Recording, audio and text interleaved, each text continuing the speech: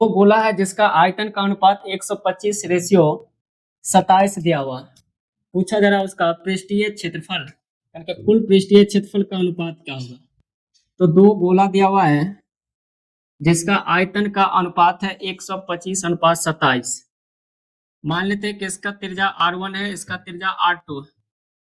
इसके आयतन को v1 और इसके आयतन को v2 नाम दे दिए। तो v1 से v2 का जो रेशियो दिया हुआ है 125 अनुपात 27। अगर इसके आयतन को v1 से डिनोट कर रहे हो, त्रिज्या को r1 से, तो इसका आयतन क्या होगा 4/3 पाई r1 का क्यूब। और इसका आयतन v2 से डिनोट कर रहे हैं, त्रिज्या इसका r2 है, तो इसका आयतन होगा 4/3 पाई r2 का क्यूब। v1 से v2 का रेशियो दिया हुआ था 125 अनुपात 27।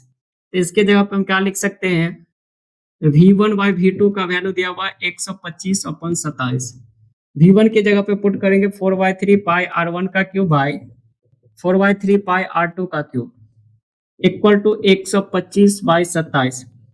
4/3 पाई कॉमन है ऊपर नीचे, ये दोनों क्या हो जाएगा कैंसिल, बच गया r1/r2 का होल क्यूब। इसको हम लिख सकते हैं इक्वल टू 125/27।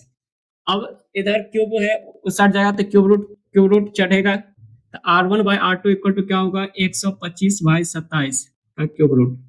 125 का क्यूब रूट क्या होता है 5 और 27 का 3, तो 5 हो क्या हो जाएगा 3। तो r1 से r2 का रेशियो हो जाएगा 5:3। तो त्रिज्या इसका क्या आ गया 5:3। पूछा जा रहा था इसका संपूर्ण क्षेत्रफल का अनुपात क्या होगा। तो इसका संपूर्ण क्षेत्रफल को T1 नाम दे दिया।